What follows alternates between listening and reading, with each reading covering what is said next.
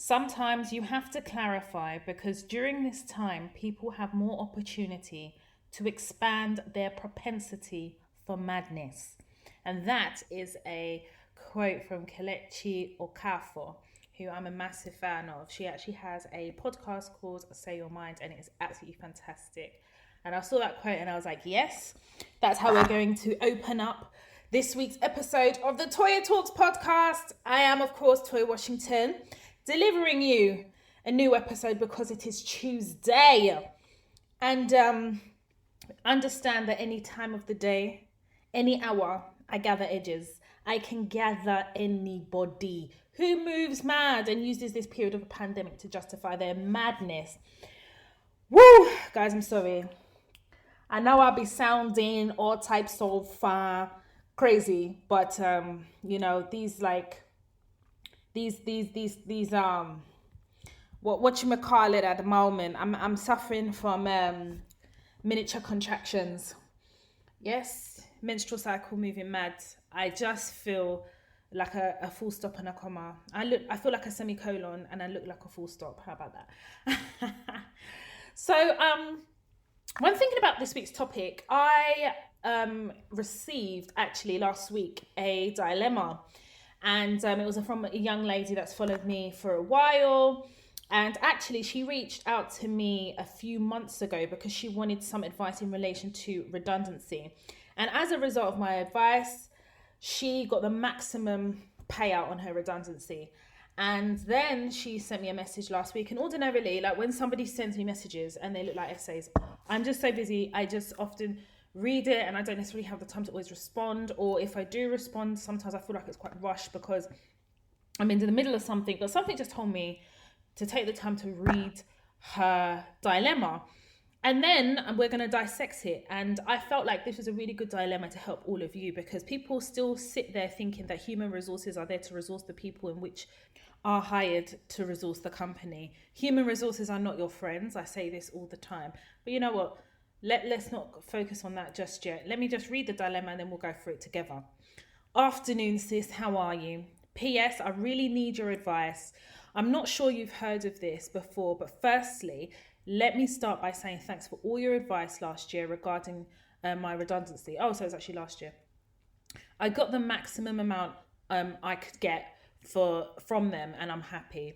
So I got another job straight away as a head of supply chain again. And basically I'm 21 weeks pregnant and I decided to tell work, human resources, on Friday, just gone. And I'm expecting an oh my God, but the Oyubo woman was over the moon. And I guess, today, however, I've been fired.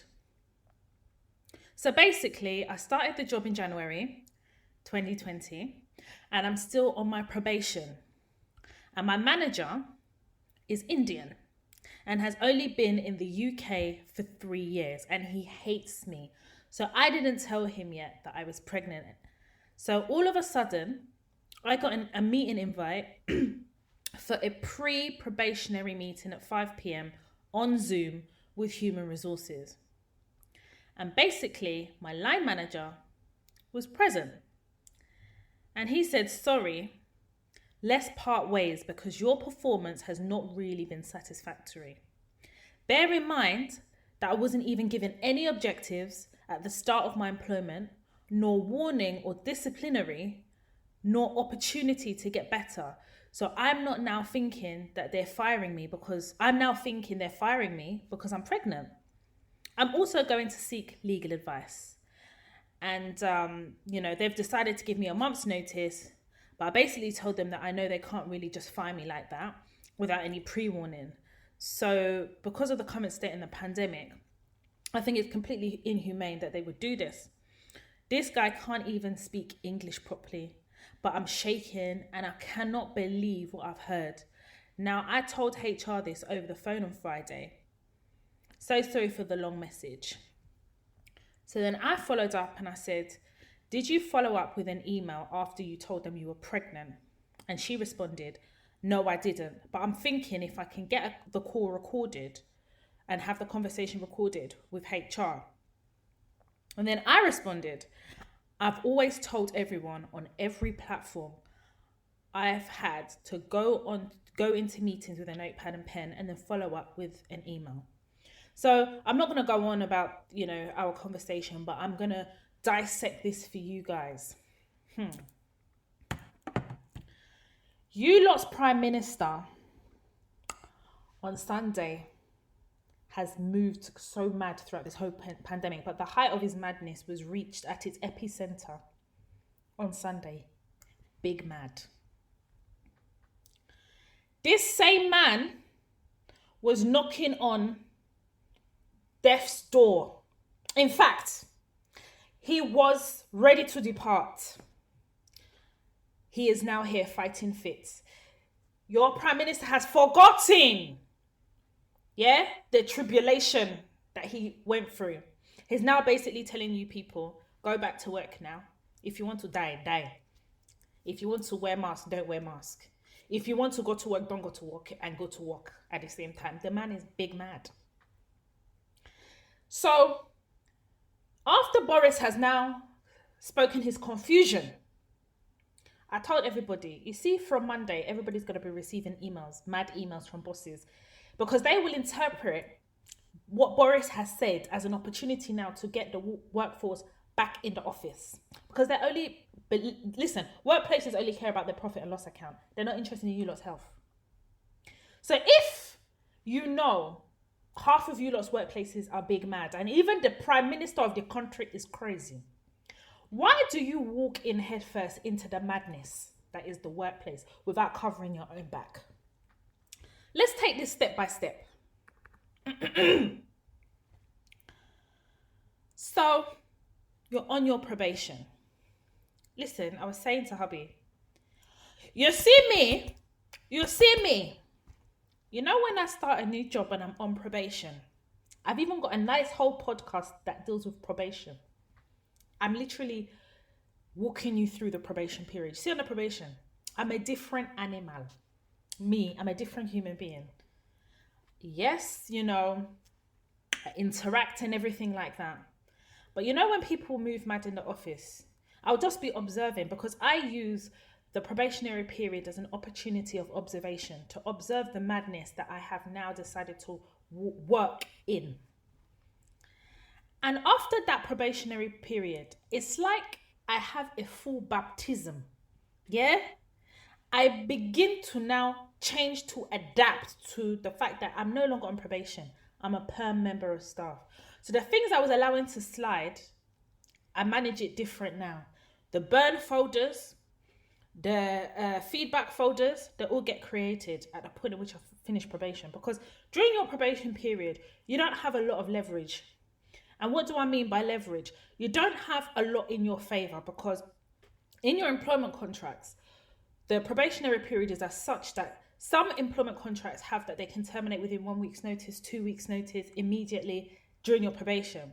And then it's after your probation that the full notice period kicks in.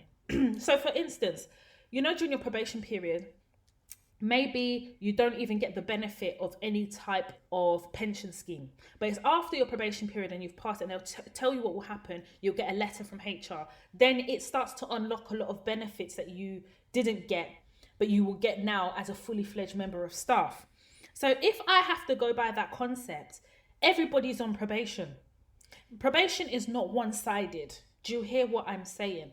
Probation is a mutual thing, because I've gotten to the end of probation periods before and decided this ain't going to work. Or I don't even get to the end.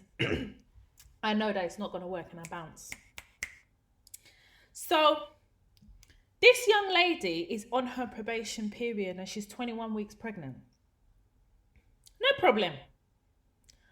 The issue I had with her is quite a few, and I really went to task with her. She knows I'm very direct. At the end of the day, I'll try and help anybody if I can. But the reality is sometimes you have to hold some L's. But before we get there. So you walk into a meeting with HR. And as you walk into this meeting on a Friday, I say walk in, zoomed in, because it was a virtual meeting. So she called that virtual meeting. And she tells HR that she's pregnant. The Oyubo woman was showing all her teeth. Oh, that's fantastic. I guarantee you, as soon as they finished the Zoom, HR zoomed right to the line manager to go and inform the line manager. Human resources will tell you about privacy and confidentiality. They can't spell it and they don't understand the concept of it. Because I'm sure this young lady told a woman private, but nothing's private with HR. HR feel like they have this duty. This duty only works when it's something that they have to do that benefits them.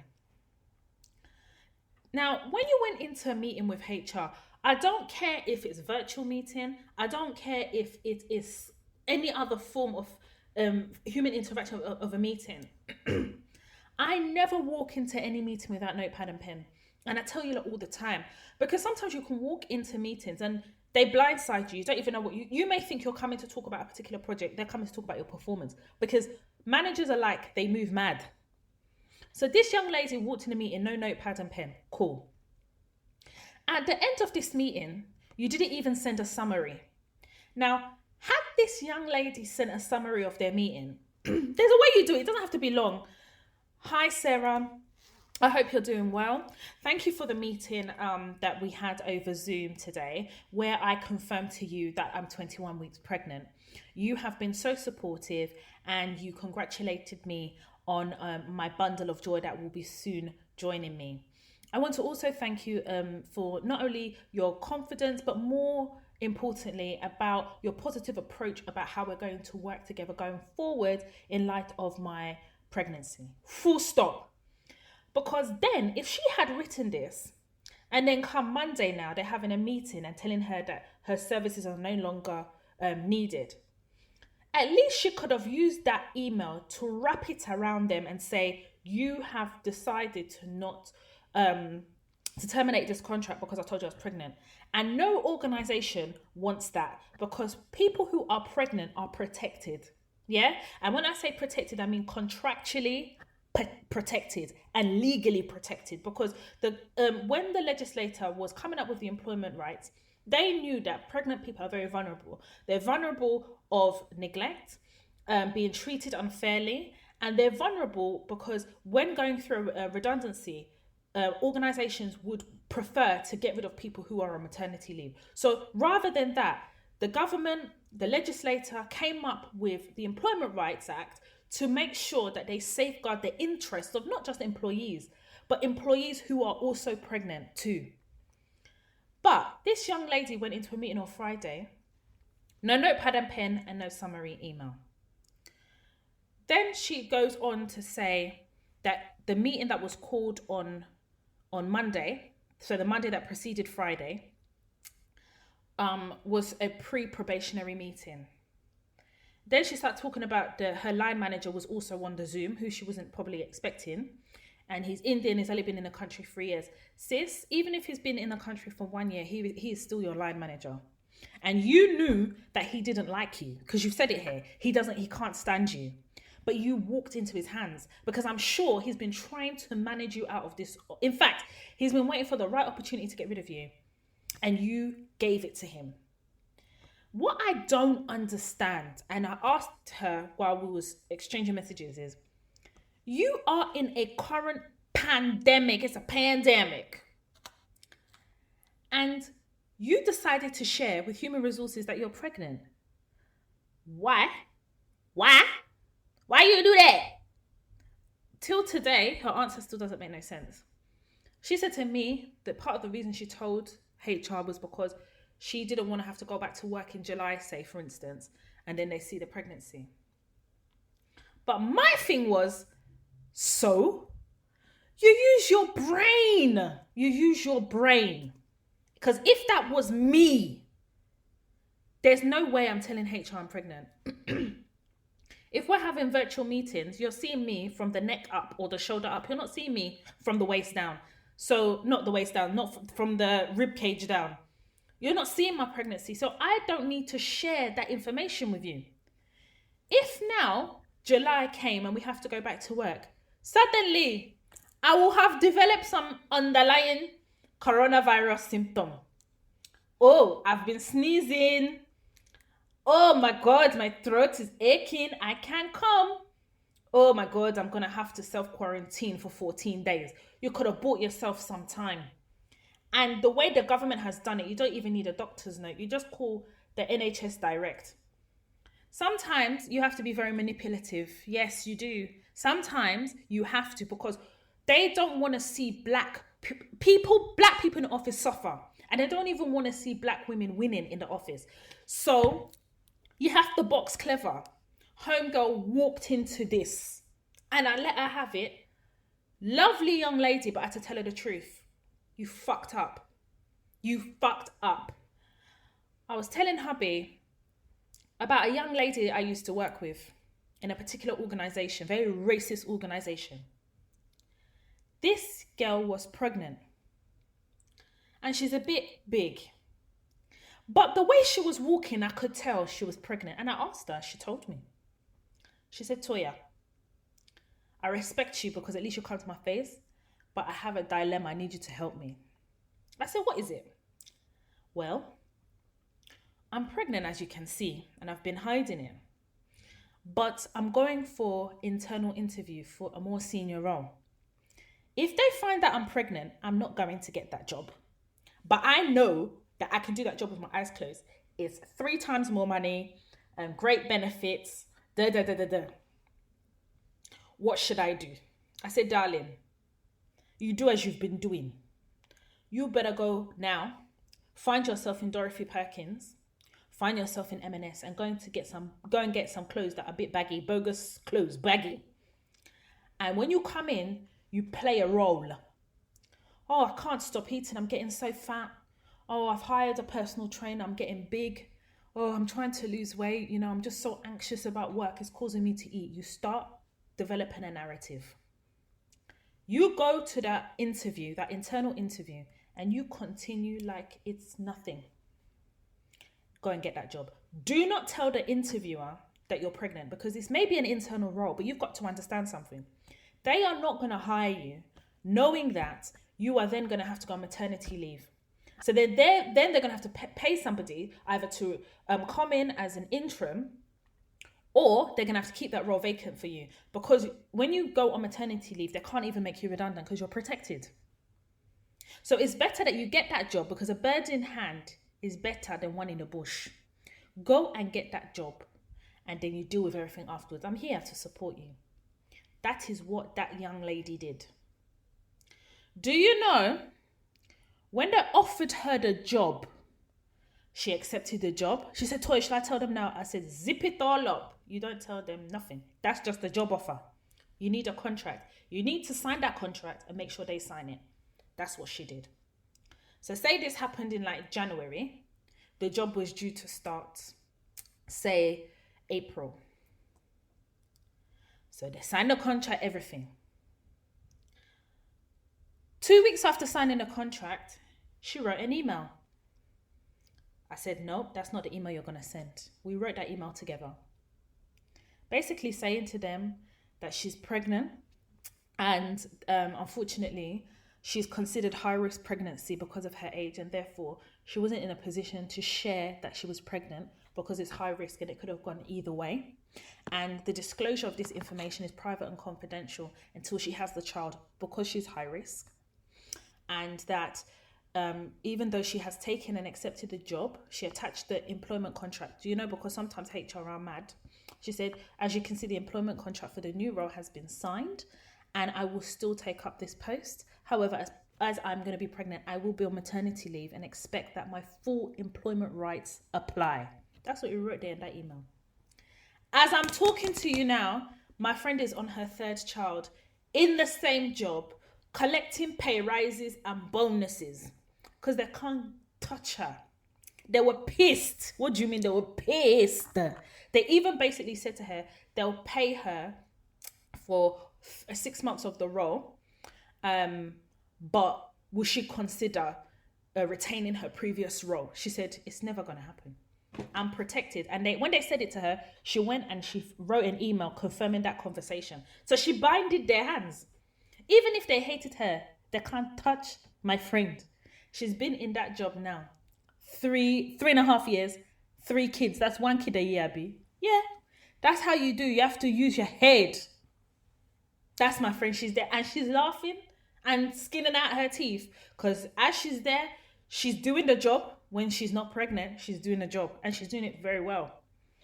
She makes sure that she gets what everybody else gets, and they cannot dare try her because she's covered her own back. She realizes that the hiring manager may have been fabulous to her, but she soon saw the hiring manager change when she told them that she was pregnant. If you see their meetings, they were trying to pull her in.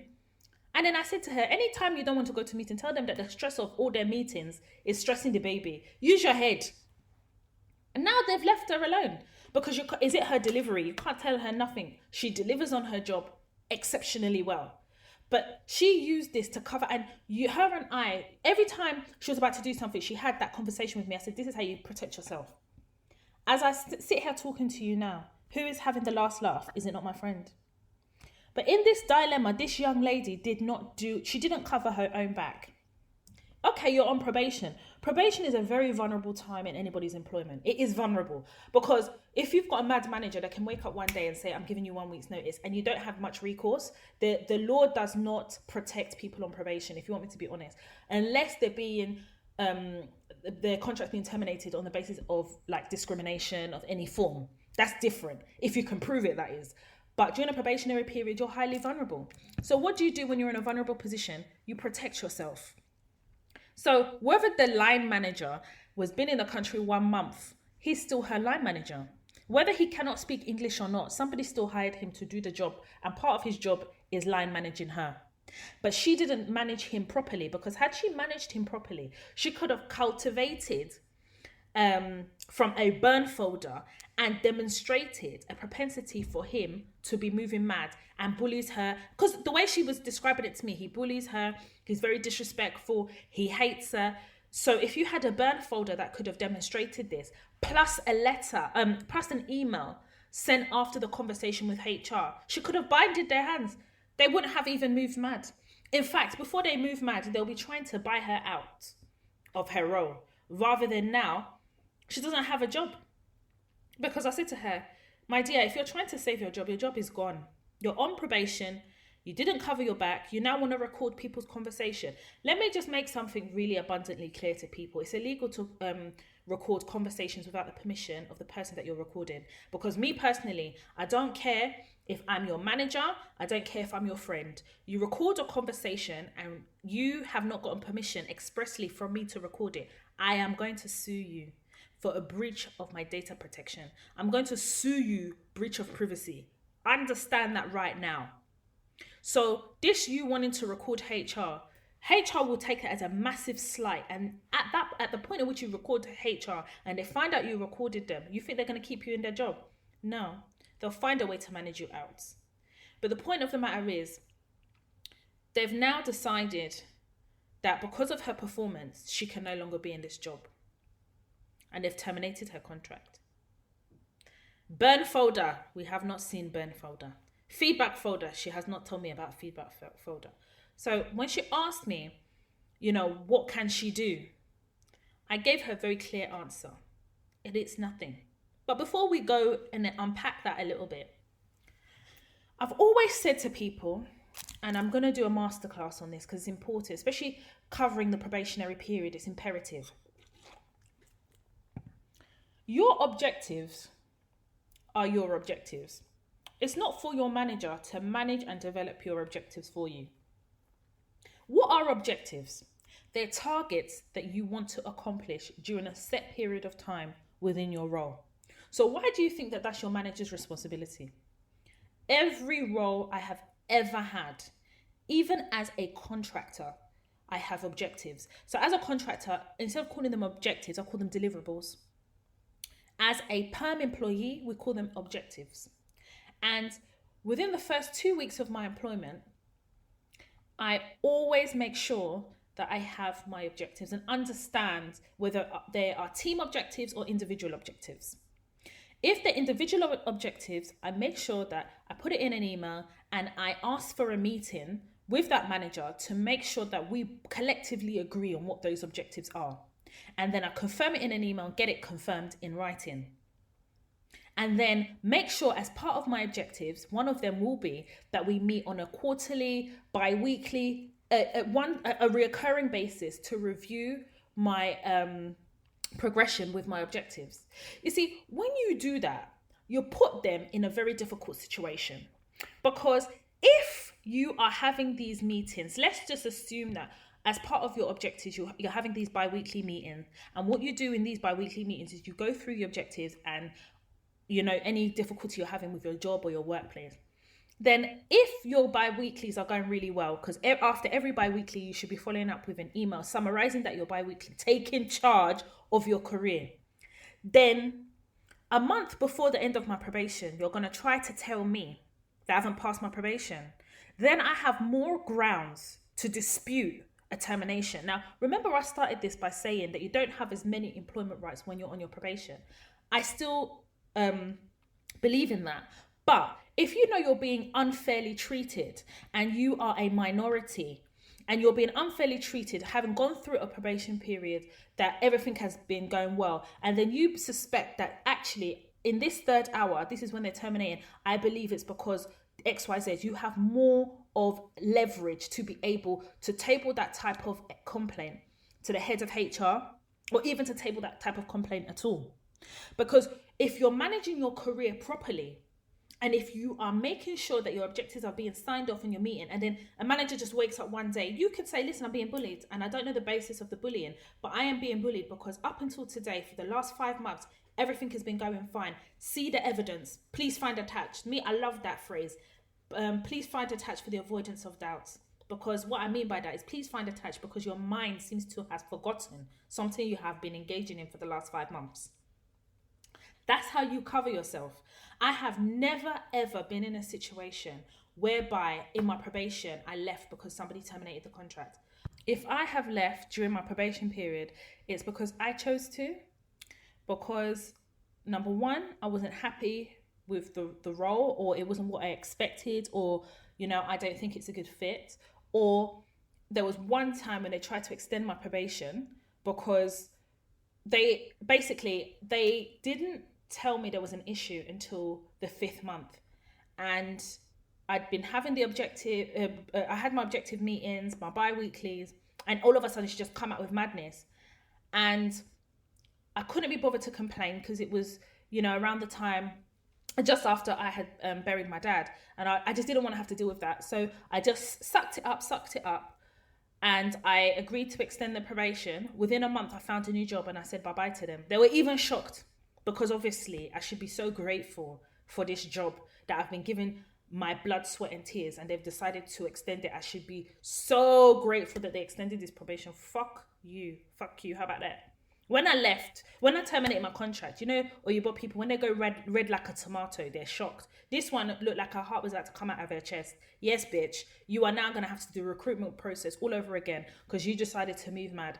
And you decided to use the authority as an oppressive weapon to subdue me for no apparent reason other than the fact that you just don't like me. Bitch, please. We digress. So back to the dilemma. So obviously she had the Zoom meeting. So the Zoom meeting happened on Monday. And then obviously HR was in the room. The same woman that was happy, I say in the room, but I mean in this virtual Zoom. The same HR woman that was celebrating and clapping for you. Oh, you're pregnant. Both of you were skin and teeth. And look at it now. I bet she wasn't even giving eye contact in that Zoom. She sat there next to your line manager who's now telling you that your contract is terminated.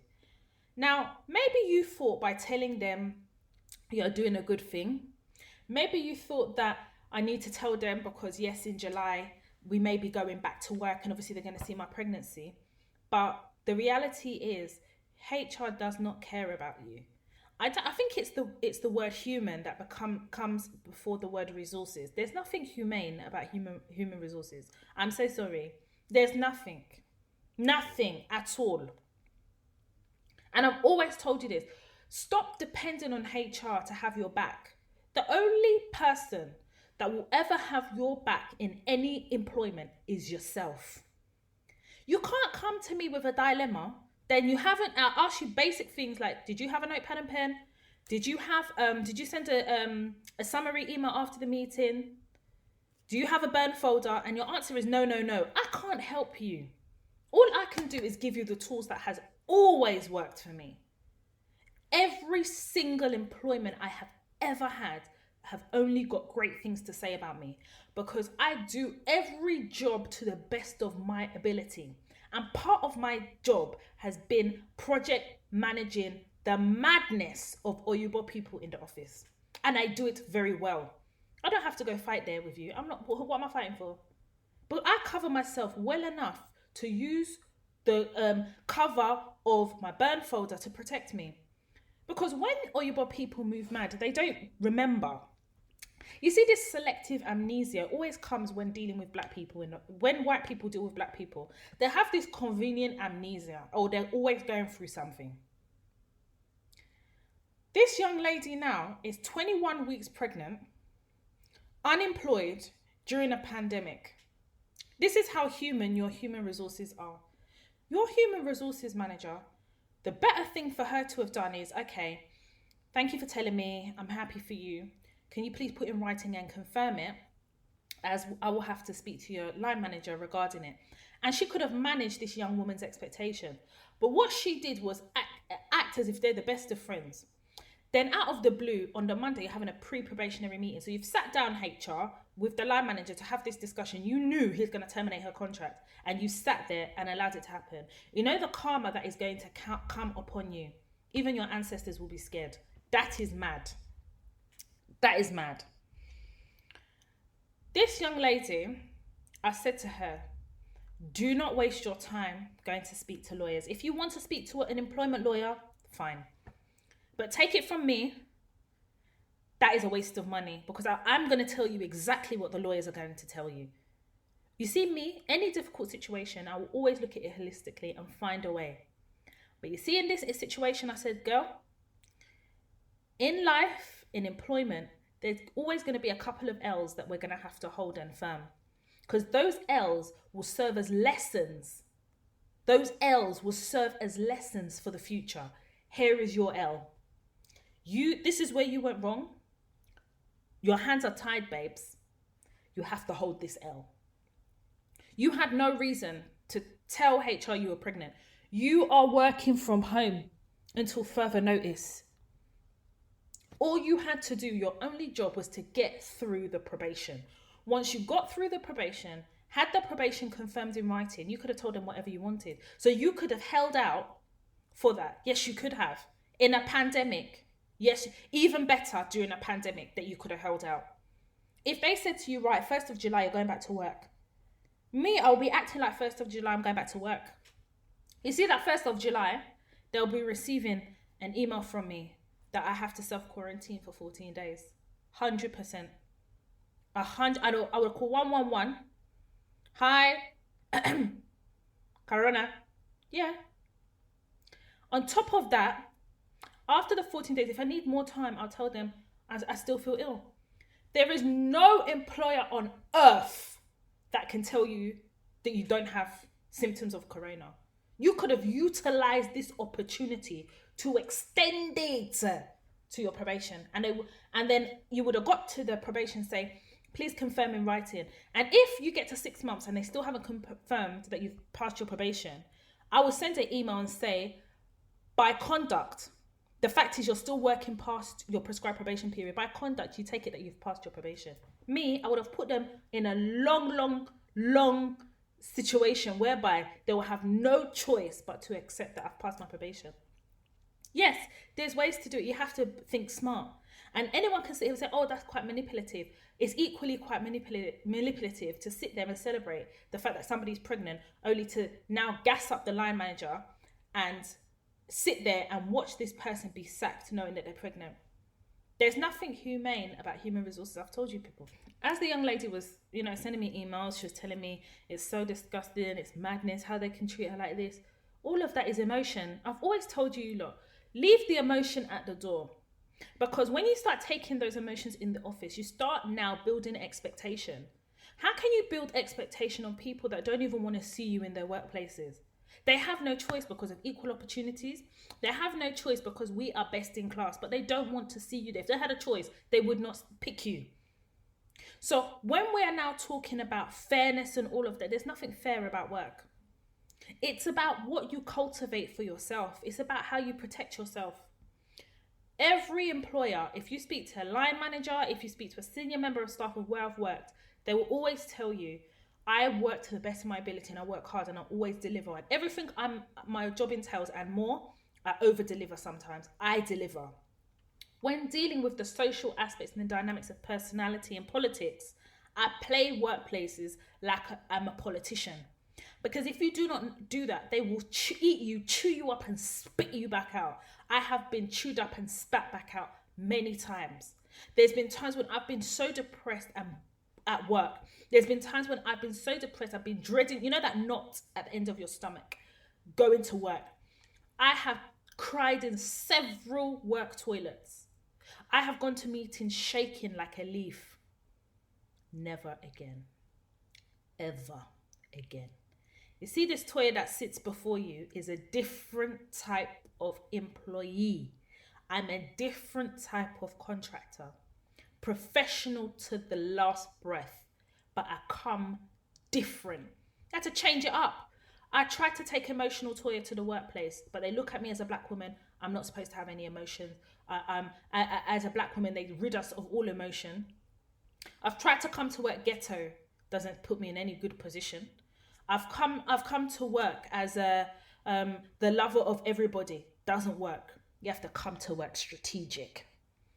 If you do not go to work strategic, I promise you, they will strategize how to manage you out.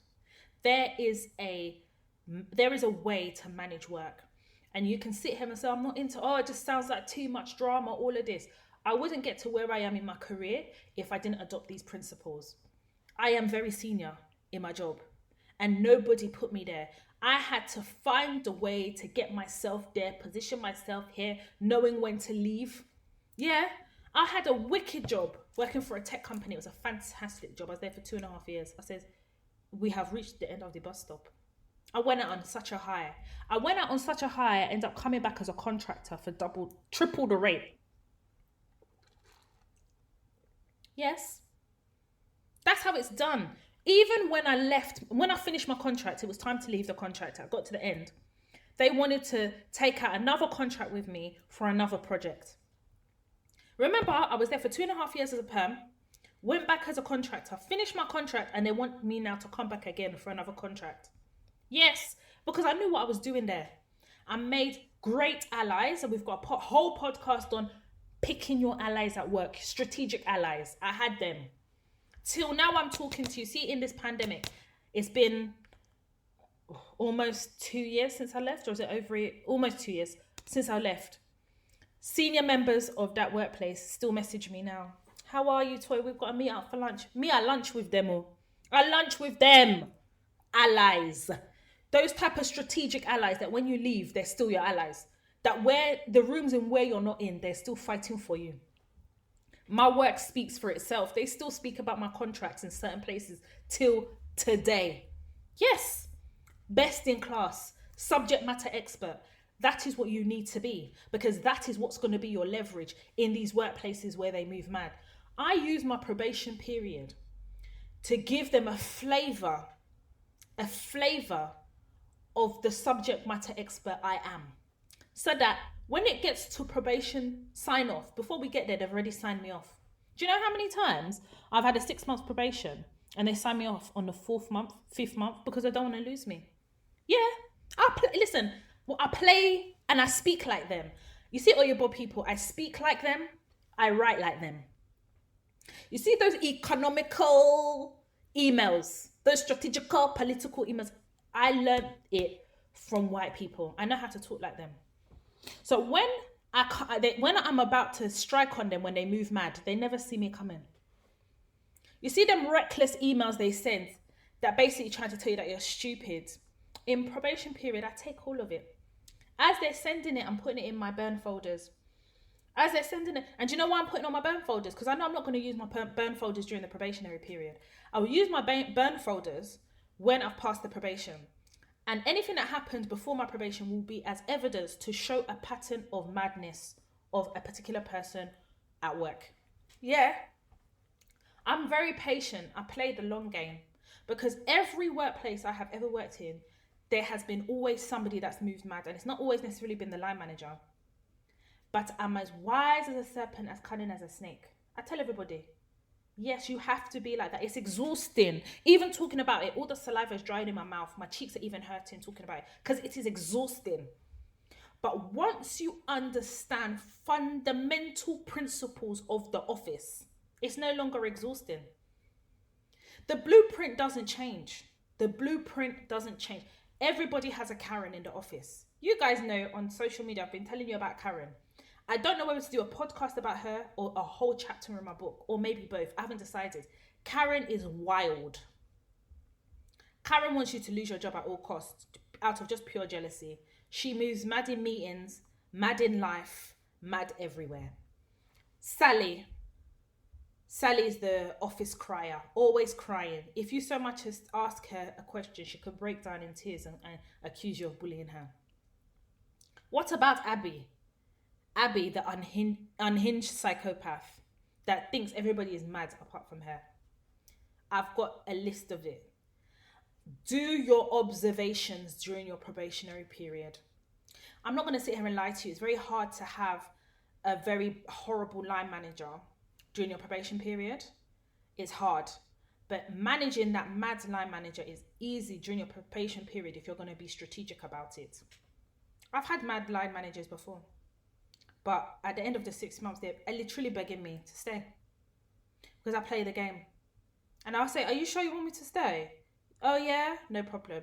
Move mad in the 7th month. Let's see. I don't play that game. I'd love a workplace where you can go to, it would just be peaceful. But sometimes it don't work like that. If your own politicians can't be peaceful, how do you expect peace in your own offices? It doesn't work like that. But this young lady, unfortunately, I said to her, on no uncertain terms, you fucked up. And you know you fucked up. You haven't covered your back. I helped you with your redundancy.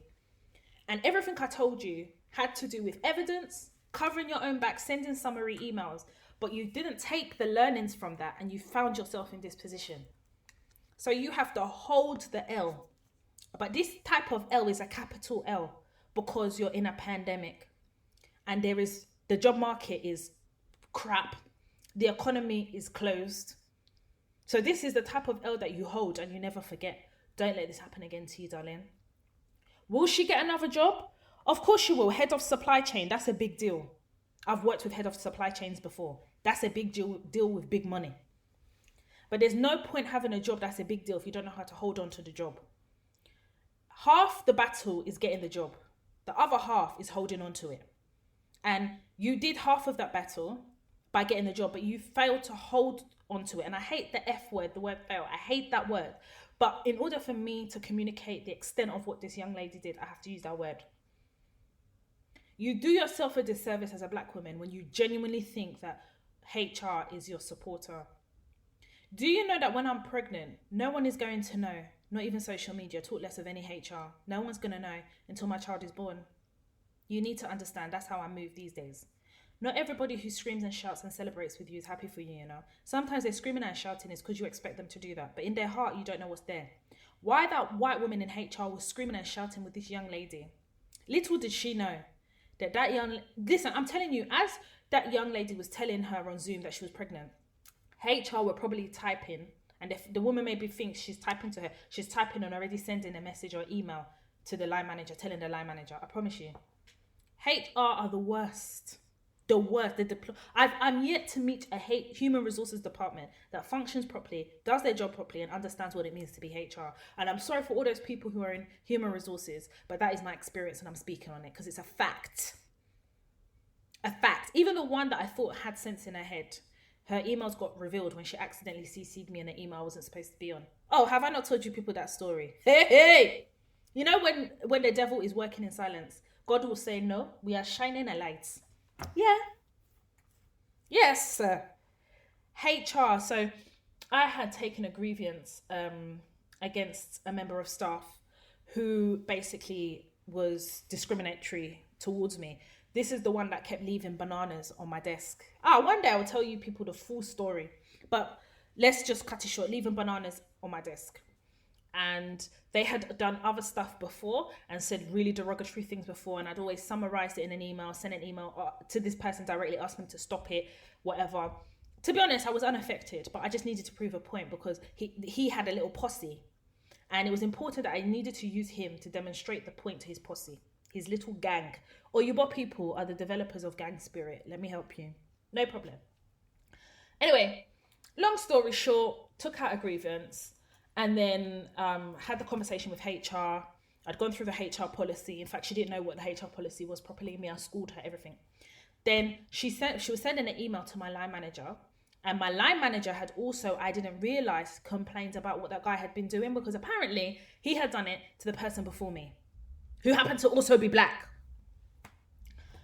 Do you know that this HR sent an email to my line manager, basically saying to my line manager that my line manager should stay out of it and not tell me about what happened with the previous person who was in my post, and that even though it was upheld that it was the person was being racially discriminated against, it might be different with my case. Therefore, my boss shouldn't tell me what happened previously and try and convince me to withdraw my complaint. And the lady put me on CC. Ha ha ha, he, ho ho ho. You know what happened in it? When she realized she sent the email, she tried to retract the email back. The way this woman flew down 8 flights of stairs, because by the time I got to the end of the email, I lifted my head, the woman was standing beside me. She said to me that, can I delete the email? I said, no, I'm not deleting the email. She tried to reach over to I said, excuse me, you are assaulting me. Can you step away immediately? I closed my laptop, packed my bag and went home. Yes, I went home. My line manager called me. I didn't pick the phone. I said, you see, today, all of you guys are going to have serious diarrhea. Because you see, you lot, you're not sleeping. Tonight, it will not be a day you sleep. That night, I slept so well, I was dribbling. Yeah, because I knew that God said that he will seek vengeance for me. God was fighting for me. When I went to work the next day, I got there early. I got to that workplace at 7:30 a.m. Do you know why? I needed to use the printer to print it out. That email that was sent, I needed to use it. Do you know why I needed to print it out? Because at home, they had this type of security setting where I couldn't print from the work laptop to my home printing machine.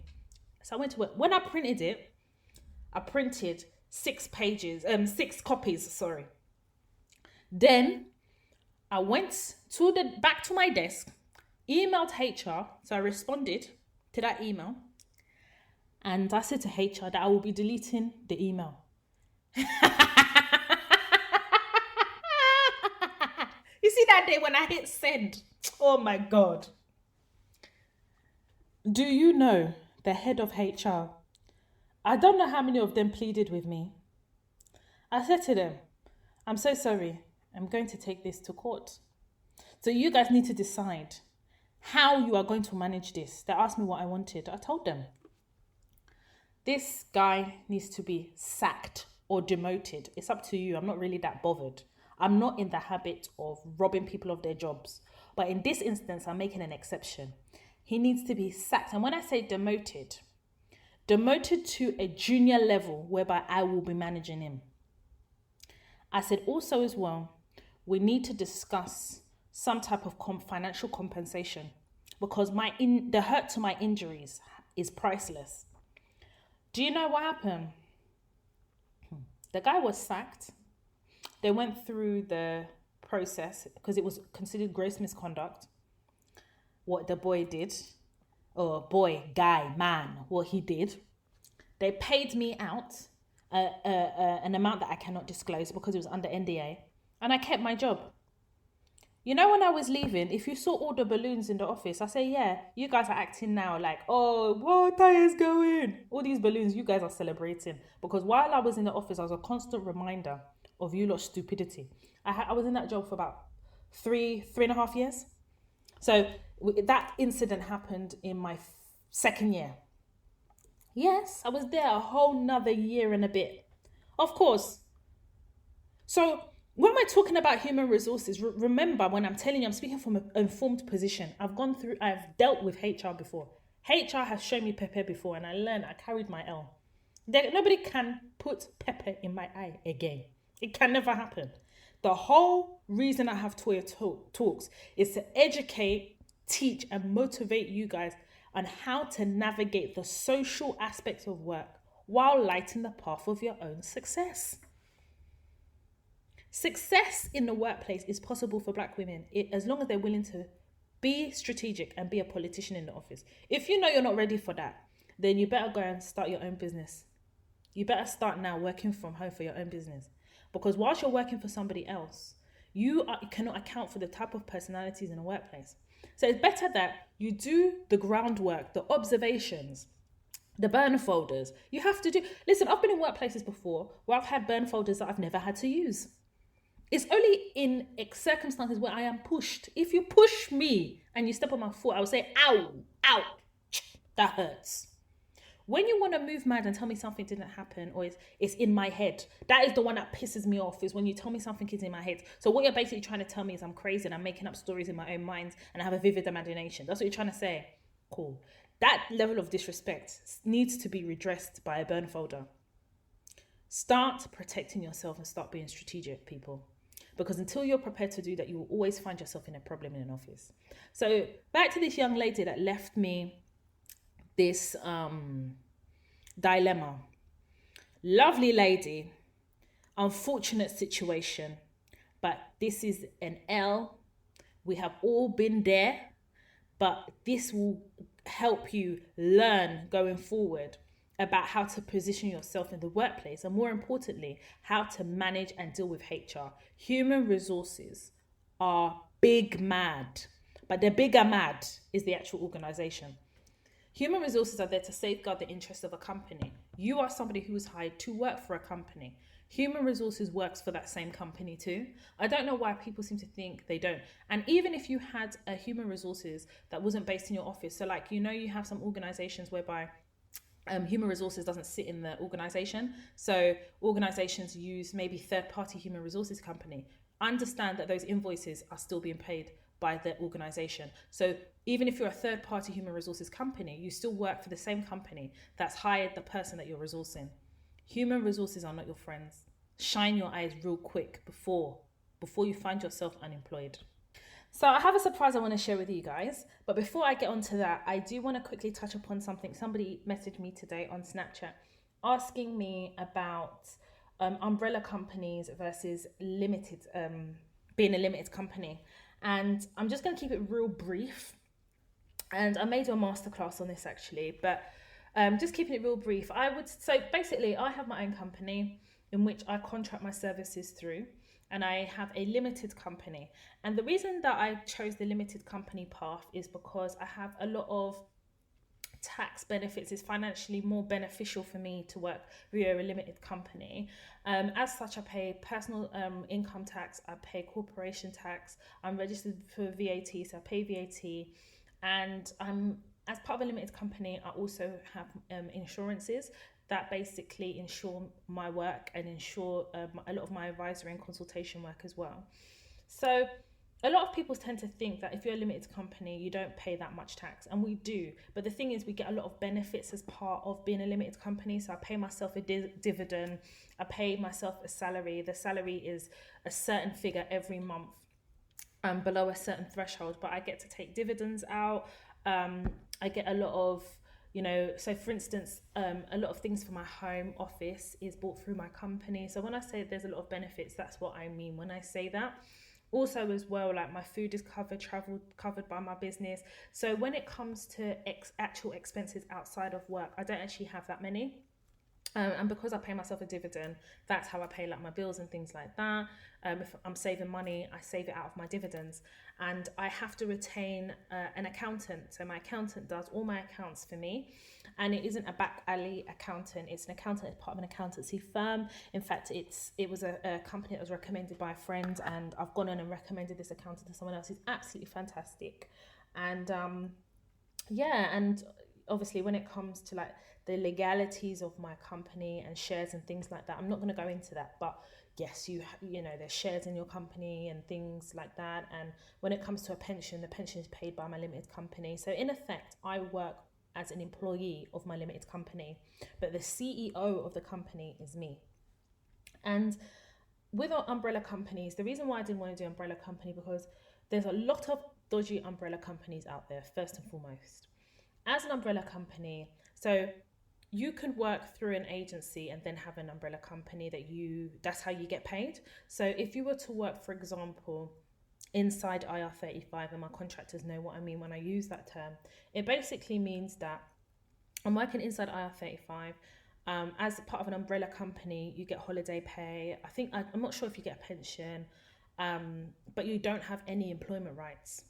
You have no employment rights. So rather than work inside scope and therefore working via a limited umbrella company, you might as well just be a permanent member of staff and go and get your pension benefits, your holiday pay and everything.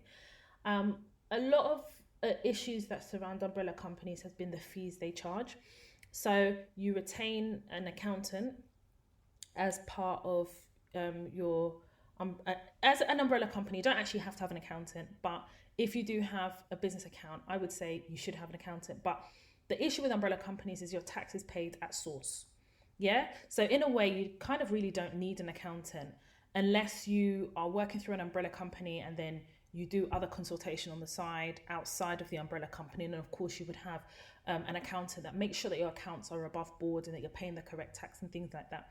With an umbrella company, they take everything at source. So they, after your tax and everything else, after your fees that you pay to the umbrella company, then you get the money. And it's significantly less than if you're working outside IR35 through your own limited company.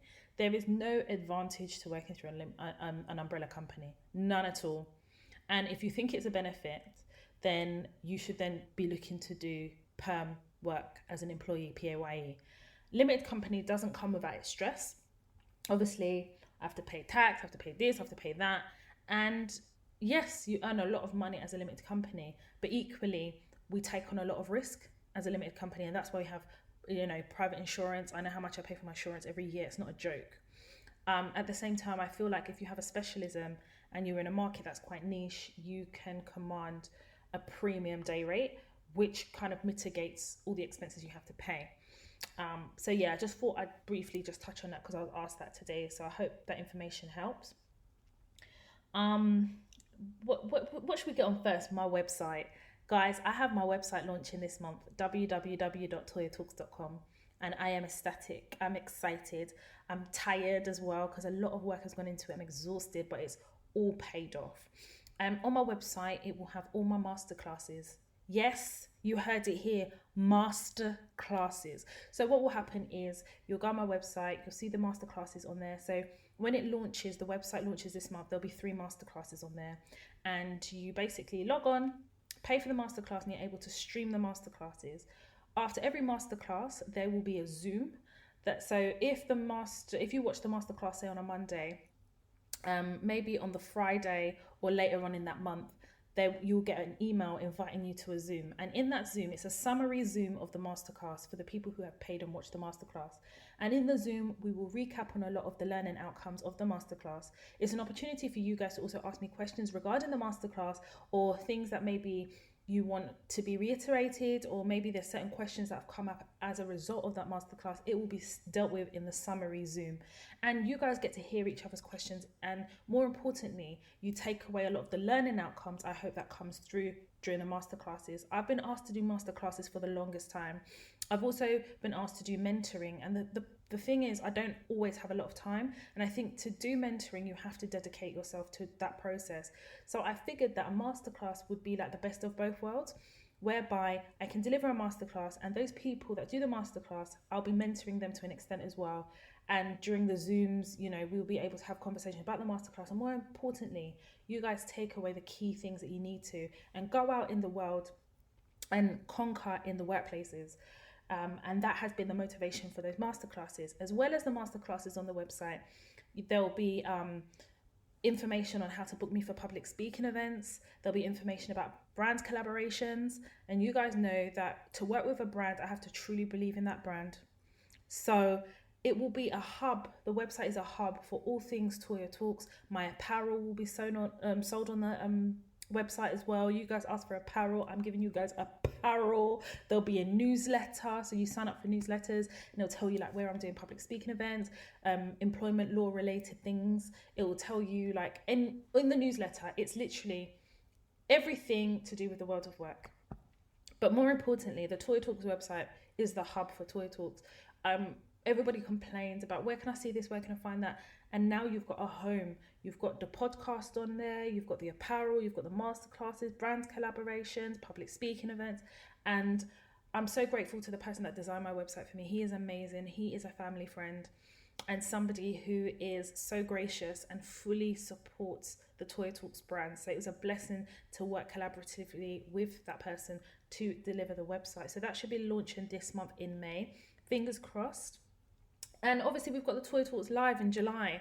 So all those people that bought tickets for the Toya Talks Live event, on your tickets you will see that I left some information on there basically saying that if the date changes, I will obviously tell you guys the new date and give you the opportunity if you want to have a refund, because obviously the date's changing.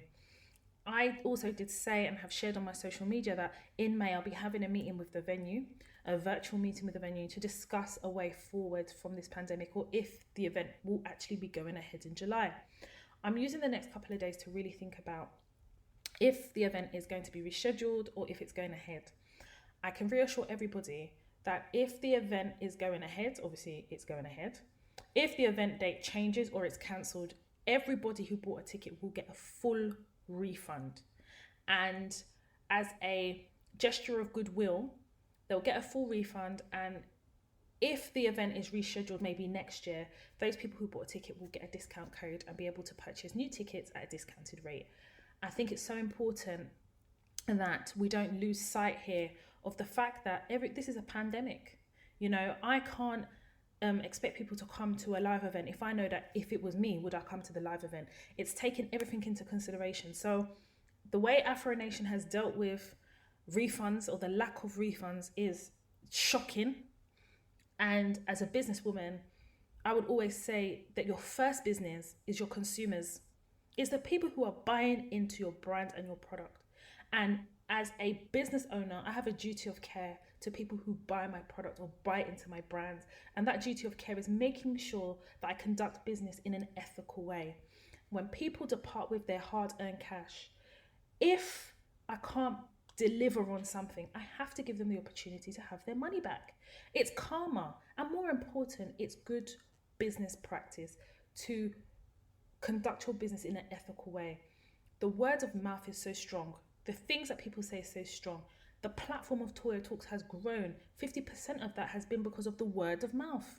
So I do not ever take for granted the success that Toya Talks has had and is going to have has come from all of you. And I just want to thank each and every one of you who has supported the Toya Talks brand. It has not gone unnoticed. So anybody who has bought a ticket for the Toya Talks live event will be hearing from me this week. And that is just because before I can make any formal announcement, it's really important for me to contact the individuals that have bought tickets and spent the time to buy tickets in the hope that they'll come to my live event. Like I said, you know, I have to think long and hard about the Toya Talks live event, if it's happening this year or if the date's moving. Either way, ticket purchasers will hear from me this week. Anyway, guys and girls, boys and guys, we have come to the end of this episode. As always, I've enjoyed delivering this episode to you. If you're listening to the podcast on Apple Podcasts, I would really appreciate it if you could rate and review the podcast or even this episode. If you wish to follow me on social media, my Instagram page, my personal Instagram page is Toya_Washington. The Toya Talks podcast Instagram page is Toya_Talks. Tweet me at Toya_W. Snapchat is Toya Washington, all one word. Have an amazing week. Have an amazing month. Take care of yourselves and each other. My name is Toya Washington, and you have been listening to the Toya Talks podcast. Catch my website, www.toyatalks.com.